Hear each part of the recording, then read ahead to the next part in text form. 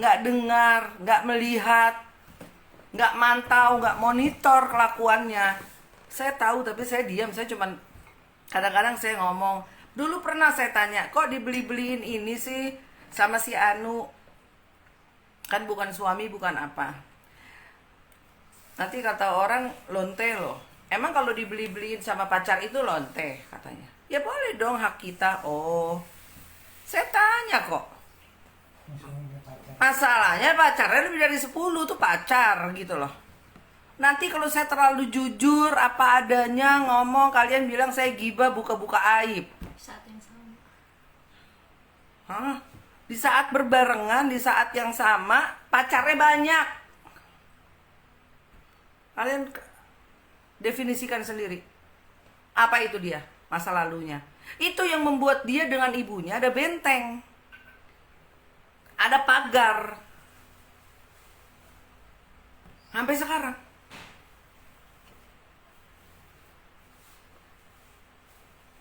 Ya ada pagarnya, lagi saya jelaskan Bibi Gober. Ya sama Hidayat, kamu hati-hati kalau ngomong. Nggak usah pakai kamu giring-giring opini masyarakat sama saya. Udah nggak mempan. Jadi dari dulu, kan zaman gadis tuh yang agak deket itu kan. Saya suka nginep bahkan di rumah dia.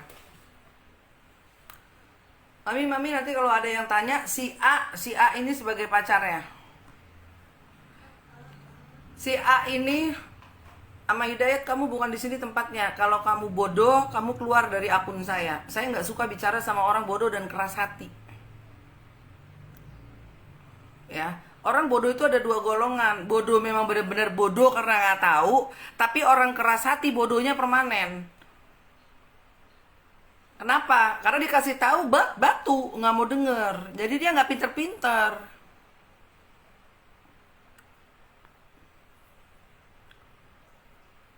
Terus giring-giring opini.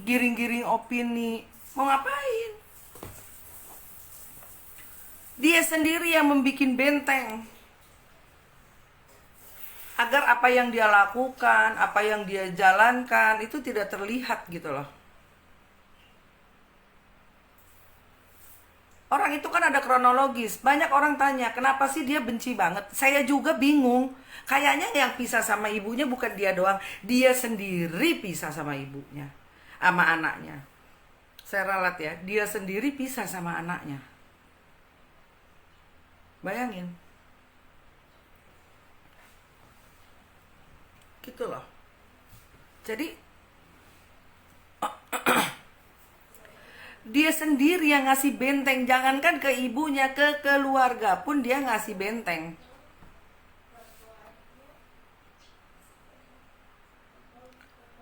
Ngasih benteng.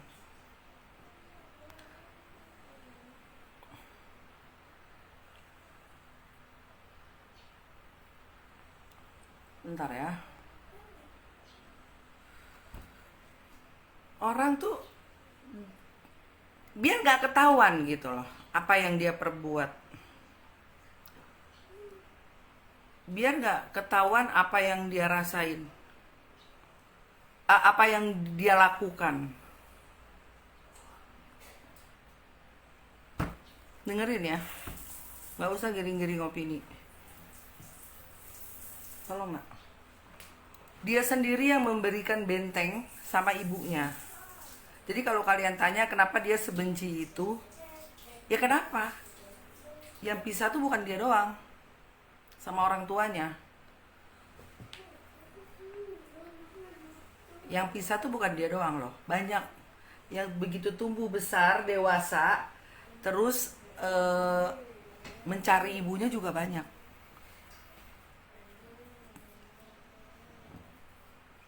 Dia yang memberikan dinding beton sama ibunya, jarak. Yang hidupnya penuh misteri, penuh rahasia itu dia.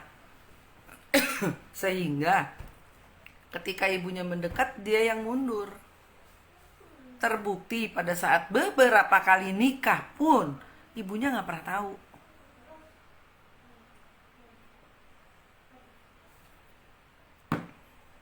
Udahlah, Mami memang nggak tinggal sama dia kan, dia juga diurus sama mami kan, diajak juga nggak mau. Ya udahlah, nggak apa-apa, udah ikhlas si ibu nih, udah nggak ada masalah, udah santai-santai aja. Dikatain maling pun kemarin saya nggak cerita, saya diem, saya nggak sampai hati saya nyampein ke mami, saya pun diem. Saya marahnya sama orang yang bersangkutan aja, ke orang nggak ada yang ngomong, saya nggak ada ngomong ke si A ke si B, dia ngatain mami maling loh, dia iniin mami maling loh, nggak ada. Dia abis ngatain mami maling nuduh gue maling juga loh, nggak ada. Saya diem aja, marahnya cuma sama dia. Berhubung ini di ranah publik, bala-balanya keluar tuh.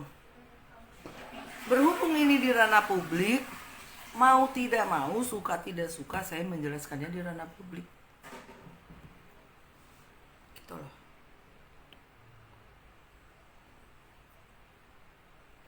Itu yang terjadi.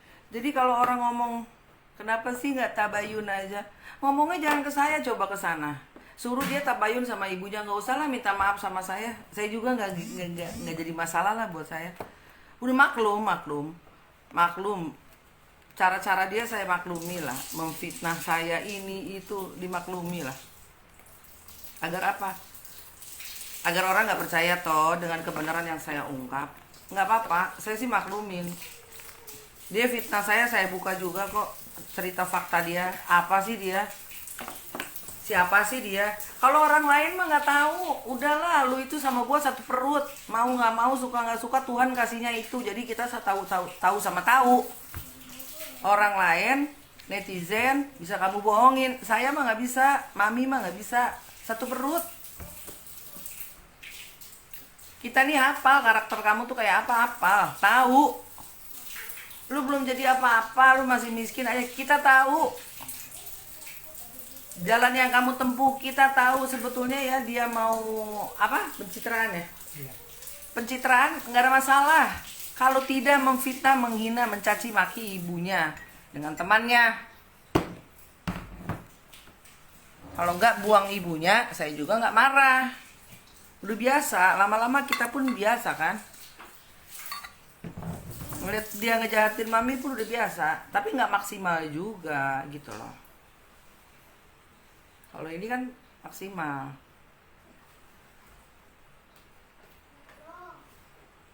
Ngelapor-laporin orang pakai laporan fitnah, mana bisa dia buktiin tuh laporannya tuh? Nanti dilaporin balik, udah siap belum tuh?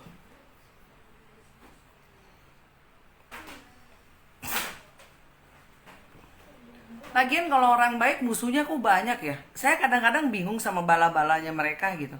Orang baik kok musuhnya banyak. Kalau orang baik mah musuh satu aja diem-diem kali nggak diumbar. Ini kok orang baik, wah laporan polisi jadi konten.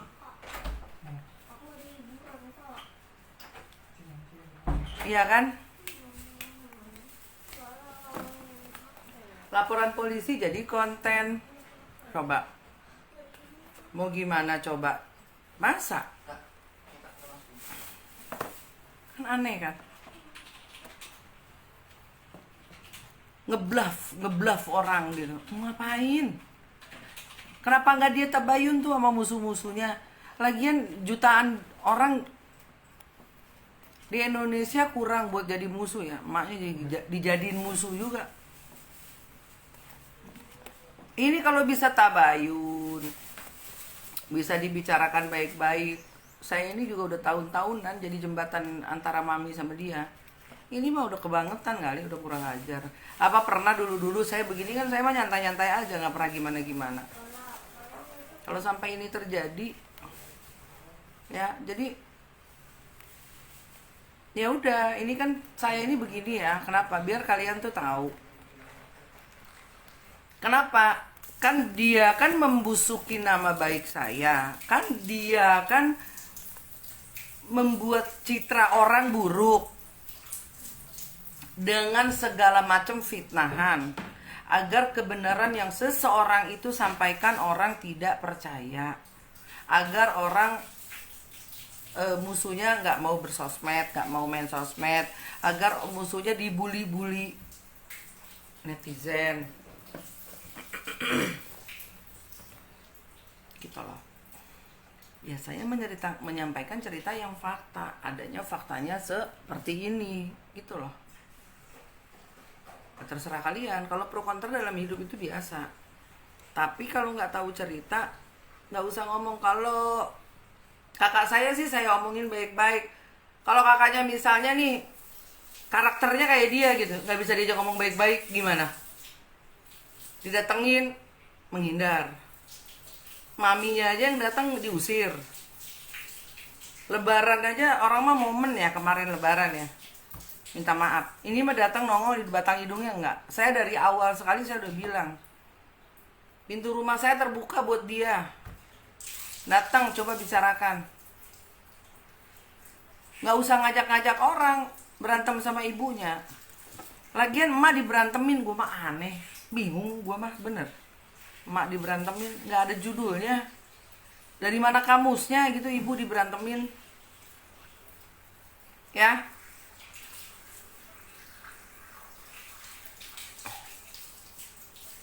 jangan kayak begitu.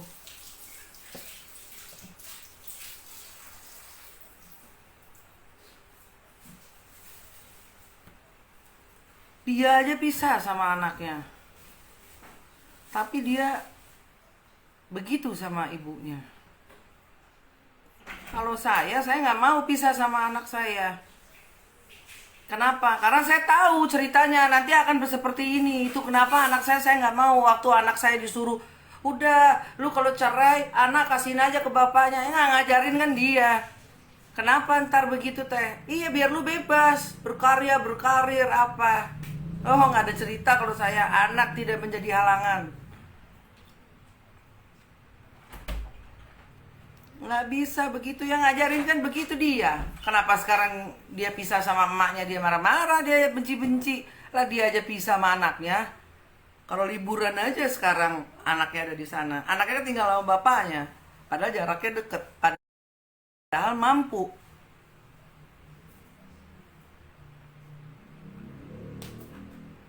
Jadi jangan, orang kok bisa, orang harusnya kalian tuh berpikir kok bisa sampai sebegini besar ya? Kenapa ya? Kok dia bisa begitu? Lihat aja itikatnya. Gue bisa bomat. Bayangin. Orang tua dibilang bomat. Kalau masalah sama orang lain bomat, iyalah. Masalah sama orang tua mau dibilang bomat. Bodoh amat. Yakin. Hakul yakin tuh. Masalah sama orang tua mau dibilang bomat. Sakit hati orang tua, air matanya orang tua, dibilang bodoh amat. Dibilang anak durhaka, nggak terima. Semua yang cewek tuh gak sama dia anaknya. Enggak capek. Saya buat belain ibu saya 10 tahun lagi begini juga gak capek. Yang capek mah kamu jadi netizen gak berarti kan. Dibayar berapa sama dia Mareta? Enggak akan capek.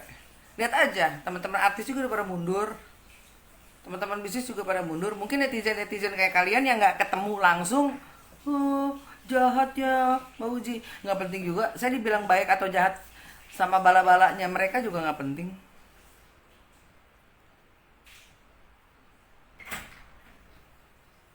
Nggak penting juga. Tuh lihat tuh, ini bala-balanya dia belakangan banyak yang masuk karena ketakutan. Jadi apa yang dibahas kelihatan. Kalau bala-balanya dia, apa yang dibahas dengan apa yang diketik itu nggak seimbang, nggak nyambung. Si Tonggar mah kita tontonin aja. Tapi nggak juga, orang sekarang lebih mentingin kawan daripada keluarga. Kawan dibela mati-matian. Dia juga, ini sama dia sama keluarganya, sama keluarganya nggak bagus juga kan. Bapak ibunya punya om, punya tante, pernah nggak kelihatan dia menjalin silaturahmi sama keluarganya? Enggak kan. Yang dibahas temen harta. Kalau yang dari kakak-kakakannya si Tonggar sama juga, begitu juga. Jadi kemarin saya tanya, kalau kalian bisa memberikan kebahagiaan, siapa yang orang yang paling kalian ingin bahagiakan dan apa alasannya? Rata-rata jawabannya ibu, bapak, orang tua, anak, keluarga. Orang tua, anak, keluarga. Orang tua, anak, keluarga. Ada 2 orang yang bilang diri sendiri. Mungkin dia nggak bahagia. Tapi yang satu punya alasan, kalau kita nggak bahagia, gimana mau bahagiain orang? Cara bahagia gampang, bersyukur. Jadi yang normal-normal aja, hidup yang normal aja dia nggak bisa jalanin gitu loh.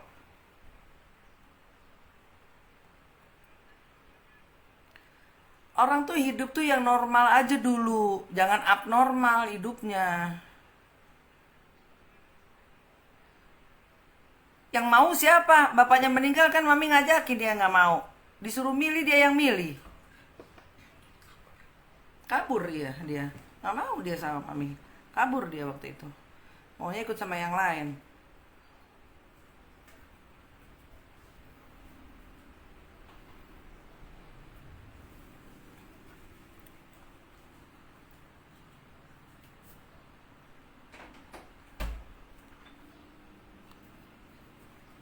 Giliran orang mau klarifikasi, mau ngasih tahu, orang nanya, Mbak Puji ini kenapa bisa begini ibu sama anaknya? Kan wajar sih pertanyaan itu. Ya saya kasih jelas, saya jelasin, saya jabarkan. Asal usulnya benang merahnya dari mana? Kok bisa begini ceritanya? Kenapa? Karena nih anak dulunya nggak bener. Dia kasih pagar buat ibunya biar jangan ketahuan.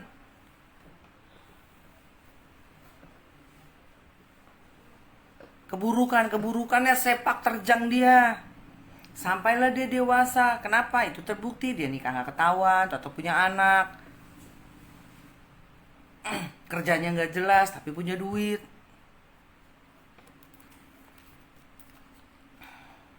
Belakangan kebongkar chatting-chattingnya kalau dia rentenir, bunga-bungain uang. Oh, jadi kan ketahuan dari situ runtutannya. Sama halnya begini ya, kalian tuh tanya ke saya, Mbak Puji kenapa ini kok bisa mama anak begini? Sama halnya begini, Mam, kenapa ya? Kok temen-temennya dia kalau mami datang mukanya ilfil gitu ngelihat mami. Mami salah apa ya? Sama, ya kan? Bener gak? Iya. Hah? Kalau saya yang datang muka temen-temennya gimana? Kayaknya nggak suka gitu, julid gitu sama mami kan? Gue bingung loh, kenapa ya? Kalau si mami datang langsung pada nggak demen tuh muka temen-temennya. Hah? Iya. Sama, gue juga bingung. Kenapa? Belakangan baru tahu. Oh, mami dipitnah-pitnah. Dihasut temen-temennya biar nggak dekat sama ibunya. Jadi nggak tahu cerita aslinya dia di luar itu sepak terjangnya kayak gimana.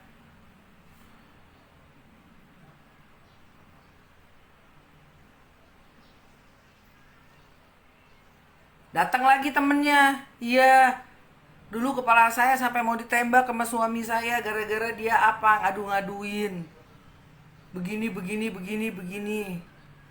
Sampai anak saya berantakan, butuh recovery. Hidup berapa lama? Banyak yang ngomong.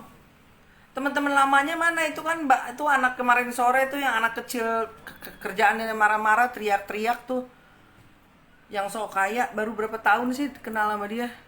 Lah kita ini udah puluhan tahun. Coba itu netizen baru berapa tahun sih ngikutin hidup dia di IG-nya. Saya ini kita ini udah puluhan tahun. Udah apal.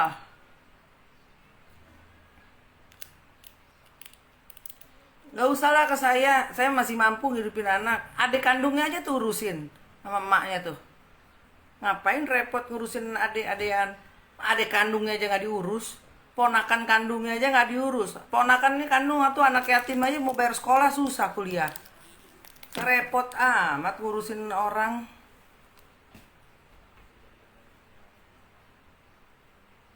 Emang pisah.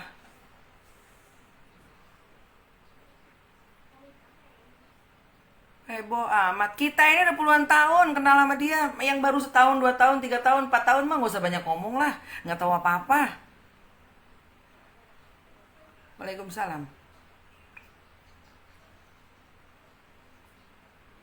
Suruh dia klarifikasi. Buang itu segala semua fitnahannya. Ya, dia fitnah ibu saya kan tiap hari itu di YouTube diputar orang. Kalau dia nggak mau klarifikasi, saya juga akan begini setiap hari. Dan jangan salahin saya, kalau makin hari makin dalam nih omongan saya. Dengan fakta-fakta yang ada. Saya mah nggak butuh ketik-ketik, upload, nggak butuh. Mata saya sendiri yang lihat, Allah jadi saksi. Saya nggak butuh. Hah, jangan main-main. Sumpah-sumpahan sini sama saya kalau nggak pernah terjadi. Ada saya kok masuk ke kamar sama laki-laki kunci-kuncian.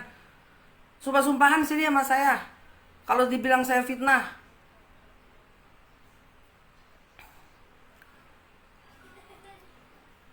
Jangan main-main. Orang tua difitnah-fitnah. Giliran saya buka siapa jati diri dia. Dia yang bikin pagar sama orang tuanya. Kenapa ibu gak bisa deket sama anak gara-gara dia sendiri? Kenapa ibunya yang disalahin?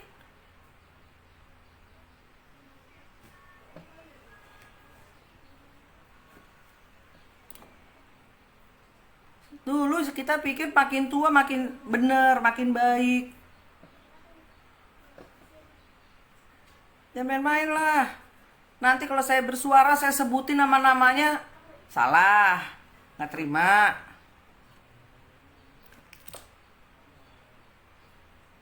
Saya dulu nggak pernah ngomong loh sama mami, kamu ngapain aja kalau saya nginep. Hah?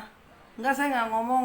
Mau ada yang nyuling kek, mau ada yang apa di rumah, saya nggak ngomong, saya diem aja. Saya nggak comel loh orangnya. Tapi nih kali kalau saya udah comel, agak bahaya loh. Saya kalau ngomong apa adanya loh.